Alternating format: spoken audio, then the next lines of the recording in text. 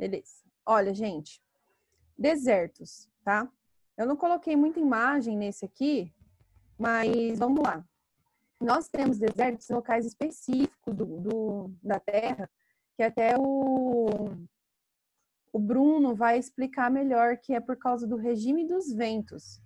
Então, o deserto, ele acaba, essa região que a gente chama de deserto, ela acaba ficando com essas características, que a gente vai descrever já já, por causa do regime dos ventos, que leva embora toda a umidade, né? Então, o deserto a gente sempre acaba associando com falta de chuva, que ser muito quente, justamente pela posição onde eles estão no globo e porque os ventos levam embora mesmo, tá? Então, nós vamos encontrar deserto em todos os continentes, inclusive aqui na América do Sul tem também. É que o nosso deserto acaba sendo aí a Caatinga, né? Tá? O Cerrado também, a Caatinga um pouco mais, é que ela tem características próprias praticamente, mas a Cerrado e Caatinga seria o nosso deserto aqui da América do Sul. Então, com exceção da Antártida, mas se você considerar a Antártida como um deserto gelado, então até isso ela é, né? Mas como a gente está falando de deserto quente, então a gente exclui a Antártida como um continente que tenha deserto quente, né? Justamente porque ela é fria. Menores índices pluviométricos, então vai chover quase nada. Chove no deserto? Chove. No deserto do Saara, inclusive, acho que em 2017 ou 2016, chegou a nevar. É normal isso acontecer? Sim. 10 anos, 30 anos pode acontecer. Então, fica muito tempo realmente sem chover. Quando chove, pode chover muito, ou então até neve, né? Não chove Oi? quase uma vez a cada ano? Não chove quase uma vez a cada ano nos desertos? Não, uma vez a cada ano, não. Vai chover assim em décadas. Claro, no Cerrado chove. No Cerrado vai chover. Não, mas em deserto. É tipo a cada década chove. O Saara que fica na África, os desertos que ficam na Ásia, não. É cada 20 anos. Por quê? Aí a gente tem que entender um pouco daqueles fatores climáticos e elementos do clima.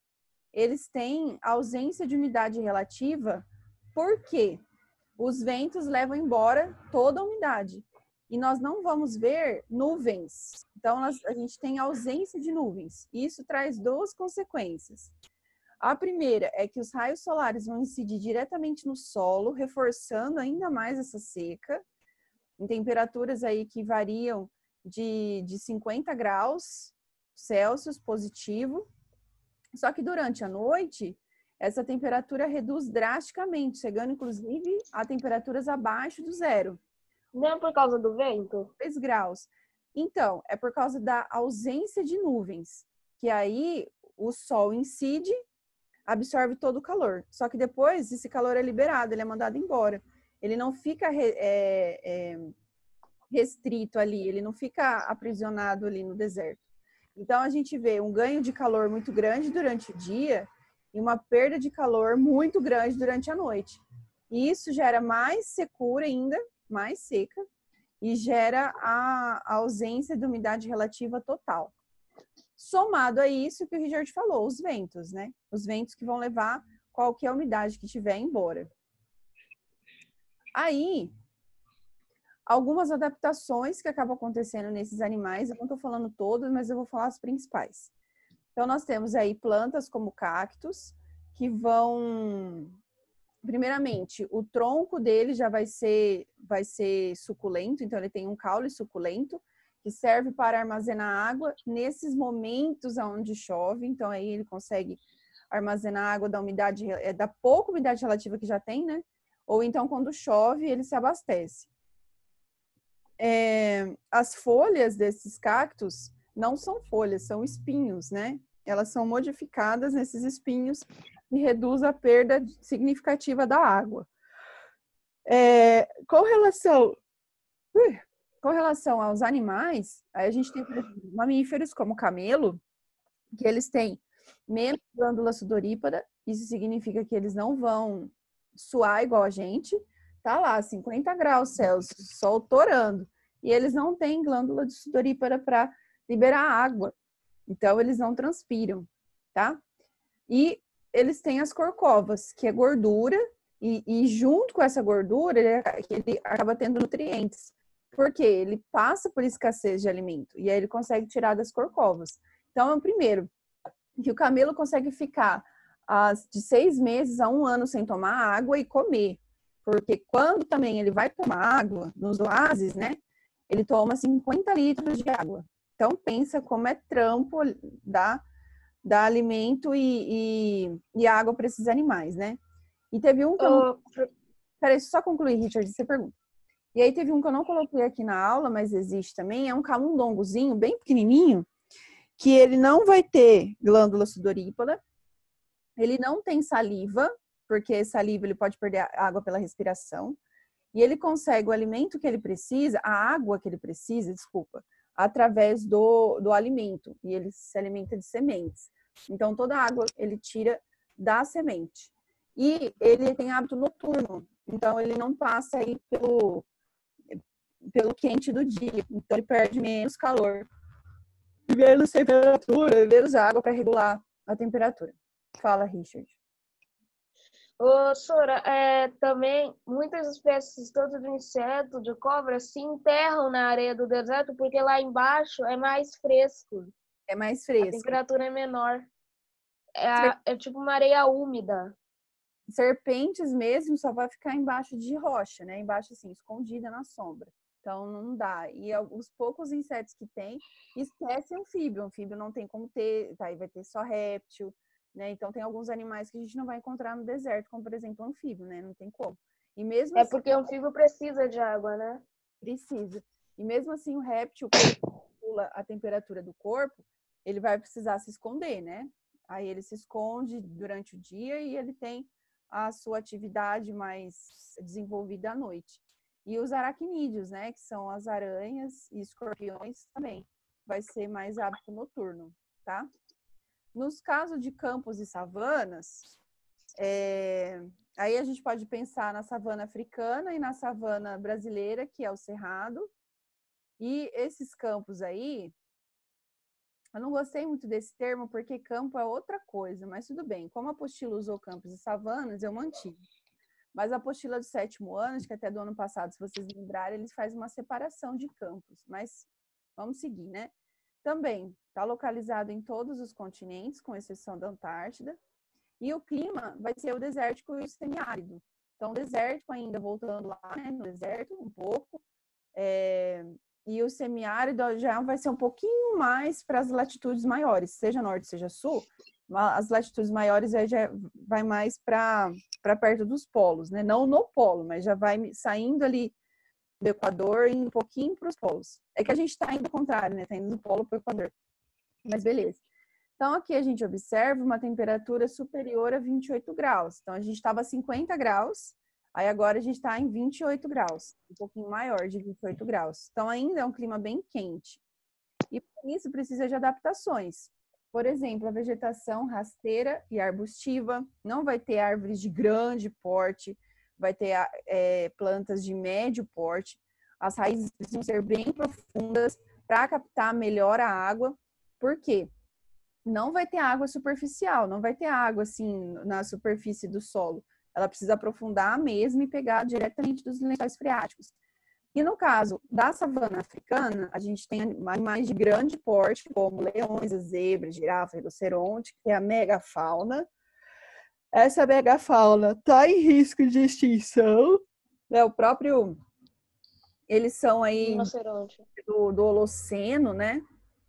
Então, já vem num processo de extinção, que foi um momento da era geológica do planeta onde os animais eram grandes. Isso já está diminuindo, né? E no caso do cerrado brasileiro, a gente vai ter pequenos mamíferos, camundongos, tal. Mas o que é característico nosso é o lobo-guará, que ele tem uma perninha muito fina e consegue andar em incríveis distâncias. Ele vai desde aqui do sul do estado de São Paulo até o norte da Amazônia. Então, ele anda pra caramba o cerrado inteiro. comendo e dispersando sementes. Ele come frutinhas e dispersa essas frutas, os sementes dessas frutas pelas fezes. E o tamanduá, também uma característica só do cerrado brasileiro. Então, o tamanduá é bem interessante também, por causa daquele rabão que ele tem, né? E ele se alimenta bastante de artrópodes, né? De formiga. E tem uma língua bem grande para conseguir entrar nos formigueiros. Então, tem bastante formigueiro no cerrado, cupinzeiro também. Então, é legal ver essas características, certo? E aí, o que eu preparei, isso é uma revisão, né, da aula que eu já tinha passado. Preparei para vocês essa aqui. Vocês estão vendo floresta tropical? Acho que não, né? Vou compartilhar a tela aqui, então, da floresta tropical. Aqui. Floresta tropical vai ser bem curtinho também. Essa eu não gravei uma videoaula para ela ainda. Acredito que eu não vou gravar, vou deixar essa aqui para vocês mesmo, por isso que eu já estou passando. Então, isso é conteúdo novo, depois vocês se registram no caderno. Floresta tropical, ela já remete a gente aos trópicos. Qual trópico? Trópico do Equador. Então, é uma faixa que está entre o Trópico de Câncer, no norte, e o Trópico de Capricórnio, no sul, mas a linha do Equador vai passar em cima dessa área.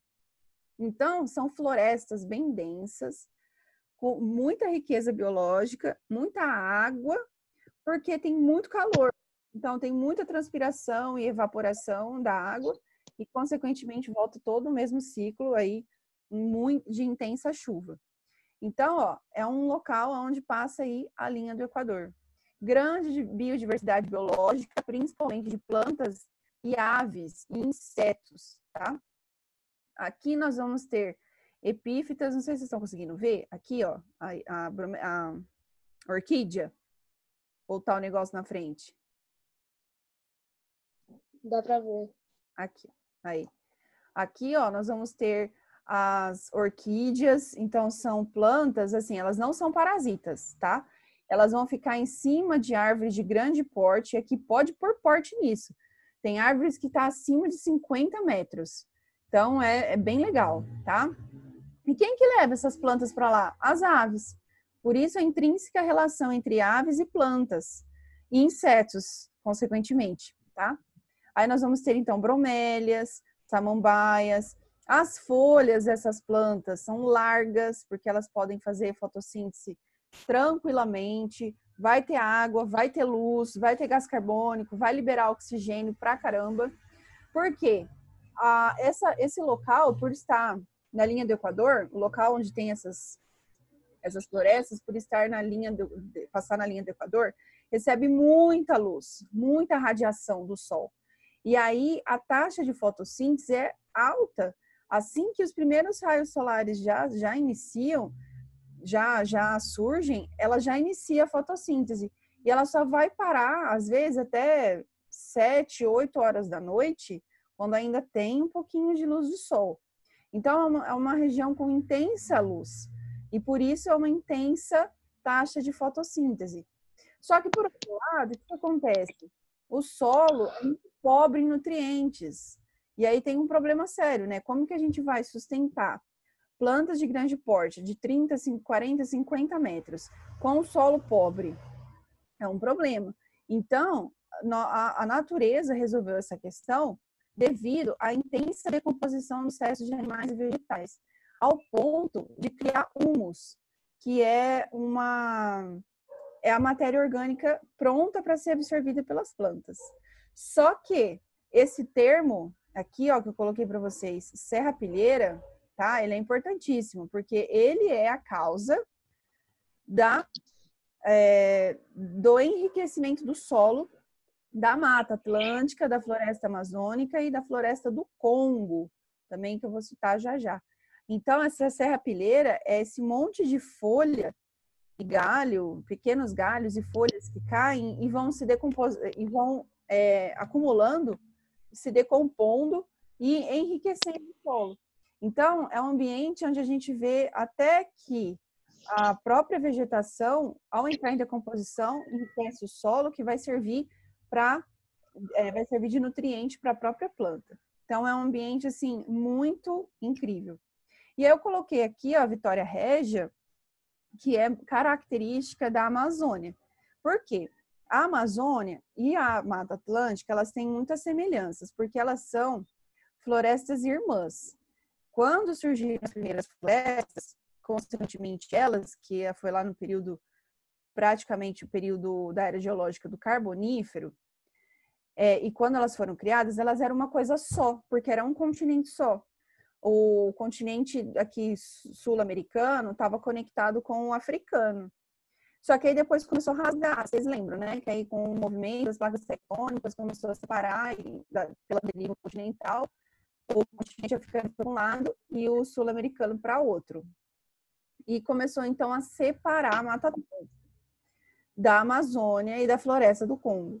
Então a Mata Atlântica recebe muito mais influências da maritimidade, porque ela tá no litoral, do que a Amazônia. Da Amazônia recebe mais influências da continentalidade.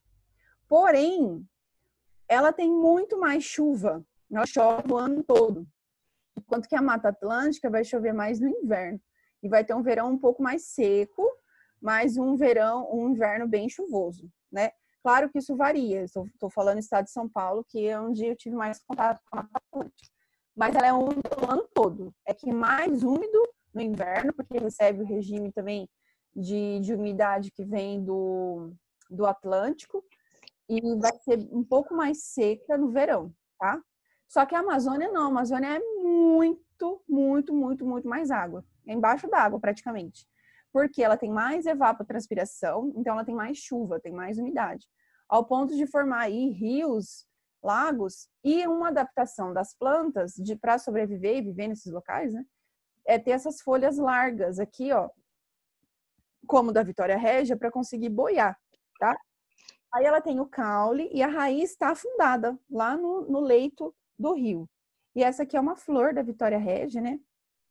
Aqui branca, bem bonita também, porque ela é uma planta normal, gente, só que ela é uma planta aquática, tá? Mais uma adaptação aí ao ambiente que é muito, que tem muita água, né? Um ambiente muito úmido. E aqui, como eu falei, né, as principais florestas tropicais é a Mata Atlântica, que vai no litoral do Brasil, a floresta amazônica, né, que aí é a Amazônia lá em cima, né, lá mais para o norte do país, e a floresta do Congo, que aí fica no Congo mesmo, só que elas eram um corredor só, mas devido à deriva continental, elas se separaram.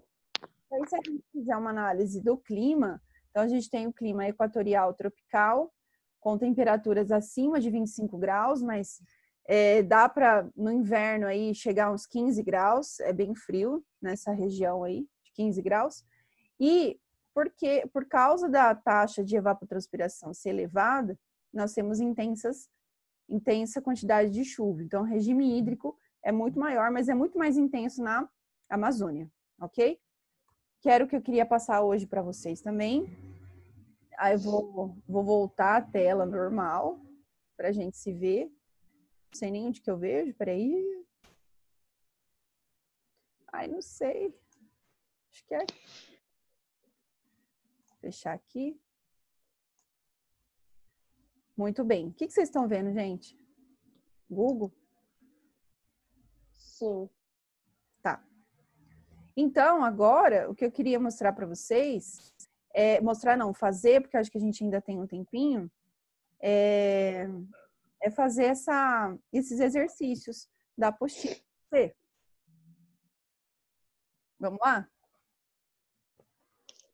Apostila 2, página, deixa eu ver. 304.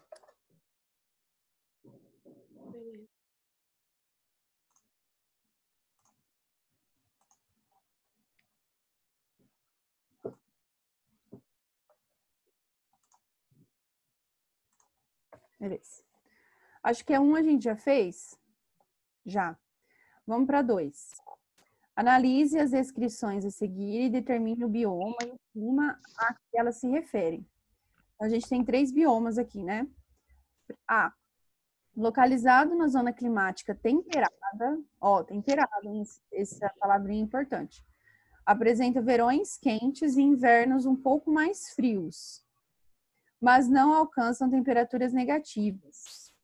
As folhas da vegetação lá presente caem durante o outono. Olha só, tem aí outra chave, hein? Durante o outono, as folhas caem. E o inverno, para evitar a perda... elas caem no inverno para evitar a perda d'água. Então, aqui, lembra que a floresta tropical, ela está num lugar onde tem as 4 estações bem definidas. Tem a primavera, que tudo floresce, o verão, que é bem quente, o outono, que todas as folhas caem, venta bastante, e o inverno, que é bem frio, pode até nevar. Então, o que ele está descrevendo aí, ó, só de falar de zona climática temperada, a gente já pode fazer aí a relação com floresta temperada, tá? Então, como a gente já fez para 2A, floresta temperada. E para ficar completinho, né? Qual que é o clima? Subtropical, porque está depois dos trópicos. E clima subtropical.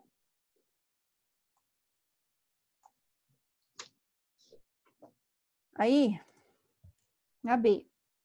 Presente em mais de uma zona climática, com pluviosidade quase ausente. Olha lá, mais uma chavinha. Pluviosidade quase ausente, ou seja, chove nada, de vez em quando chove um pouquinho. Apresenta animais e vegetais adaptados à condição extrema do clima. A gente está falando aí do deserto, né? Deserto. Deserto e clima deserto. Árido. Pode ser. Vou pôr aqui. Árido. Muito bem. C. Situado na zona equatorial. Olha lá. Equatorial, Equador, hein? E sua temperatura média é alta. Equatorial e calor. Já tem que começar a fazer uma analogia aí, já, mano. Com grande quantidade de chuva no verão e inverno seco. Ó, a Mata Atlântica é um pouquinho o contrário, tá? Mas é isso aí que vai ser na floresta tropical. Um verão com chuva, porque ele é muito quente, e um inverno seco. É que na Mata Atlântica vai acontecer o oposto, principalmente na Mata Atlântica do estado de São Paulo, porque recebe a corrente oceânica, tá? E o regime dos ventos vem do oceano. Mas as demais partes da Mata Atlântica, que aí não é só o estado de São Paulo, né? Aí ela vai ter um verão quente e um inverno um pouquinho mais seco. Mas vamos lá, para vocês não confundirem, né? Vamos por floresta tropical e clima tropical. Você pode pôr clima equatorial também, não tem problema. Equatorial. Muito bem. A 3 é muito interessante para uma questão de prova. Porque você vai ter que ter a habilidade de comparar as duas florestas, a floresta tropical e a floresta temperada. Então, você tem que saber dos dois conceitos e fazer uma relação, tá? Então, primeiramente, diferencie floresta tropical e floresta temperada. A floresta tropical vai sofrer influências desse clima tropical. Então, vamos lá. A floresta tropical recebe influência dos climas tropical e equatorial, com grande radiação solar, altas temperaturas, muita umidade e precipitações, que é chuvas. Deixa eu ver se tem mais alguma coisa.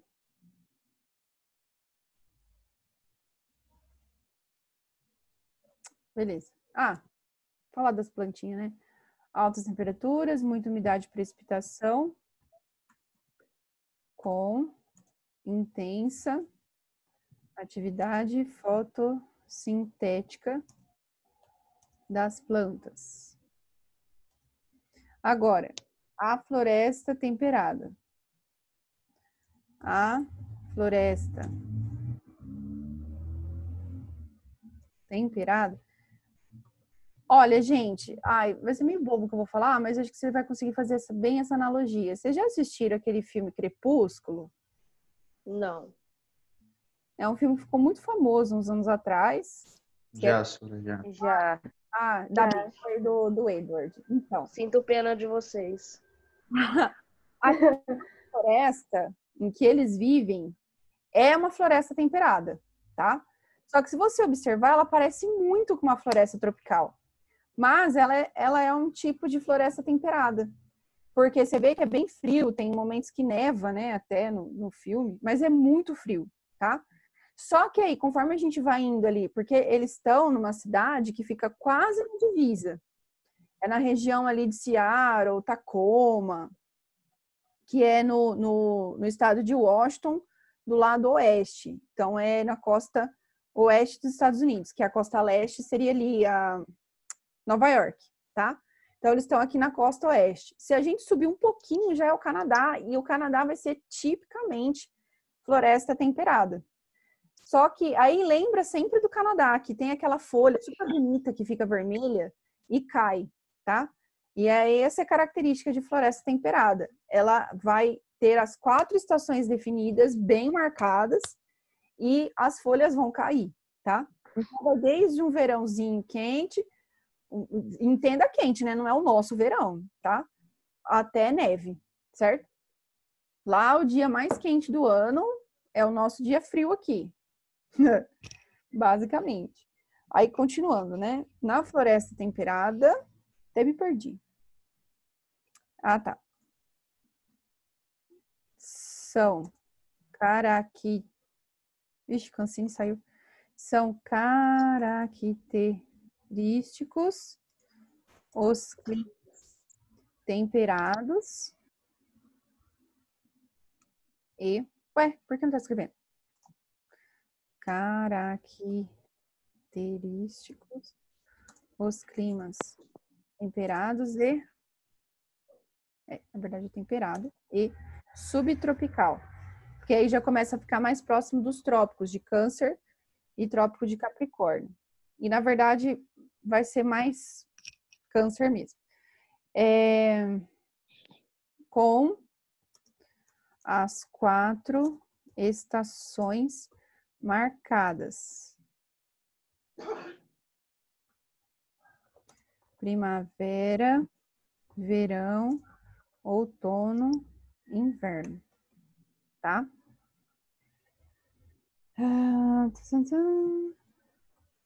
Isto é, altas temperaturas no verão, baixas temperaturas com neve no inverno, perda das folhas no outono e florescer na primavera. Quem assistiu aquele desenho Bambi, Disney, não é muito assim a cara de vocês, mas vai que, né? Também, exatamente essa floresta, esse tipo de floresta, tá? Até porque tem esses tipos de roedores. Tem o Bambi, que é um cervo, aí tem o coelho lá, o tambor, que ele bate pezinho, é engraçado, a analogia que a Disney fez com a floresta. Tem lobo, raposa, né? Aí já começa aí, que são os vilões, né? Coitado deles. Aí, beleza. No caso, acho que eu coloquei tudo, não precisa pôr mais nada. Só vamos concluir, só para a gente encerrar, que na floresta tropical a gente vai ter as folhas caindo, formando a serrapilheira. E na floresta temperada, a gente vai ter a perda das folhas para elas suportarem o inverno. Então, rapidão, que a gente só tem 6 minutos. Vamos lá. Na floresta tropical,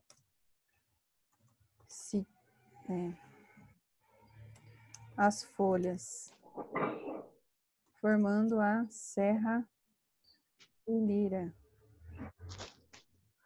que enriquece o solo. Na floresta temperada, as folhas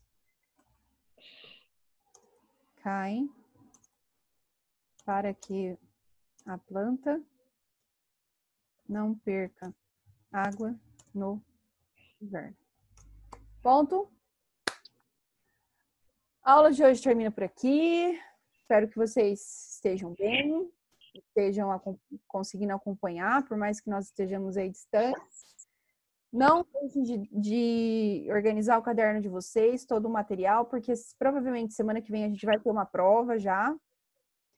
Então, já gostaria que quem não passou no caderno, já passa no caderno, manda foto para mim, para eu ver tudo, que tá tudo certinho, por favor. Quem já fez isso, beleza, tá? Quem tiver rede social aí, Instagram, porque eu não tenho Facebook, quiser tirar uma foto, me marcar, divulgar também, né? Até o próprio estudo de vocês, fica à vontade, pode me seguir lá e me marcar, que eu compartilho, vai ficar no meu history. Que mais? Só quem tiver, não precisa fazer um Instagram só para isso, tá? Só quem tiver mesmo e quiser ir mostrar o seu resumo, às vezes as meninas que fazem resumo coloridinho podem fazer isso aí também. Até ajuda, porque eu vou fazer no canal falando sobre técnicas de estudo, aí eu, quem sabe, posso usar o resumo de vocês, né? Até para valorizar um pouco o que vocês têm se dedicado bastante, tá?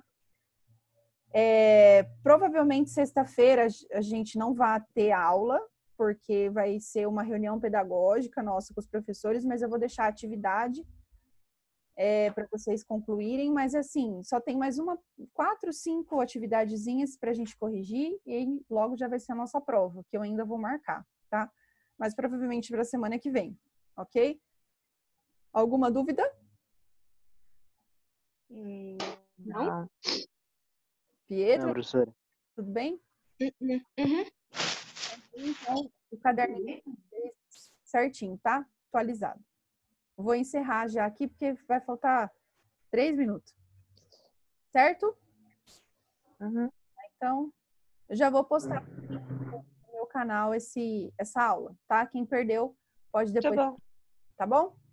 Beleza. Tá. Professora. Tá bom, então. Falou. Tchau. Tchau, Sora. Fiquem com Deus. Até a próxima.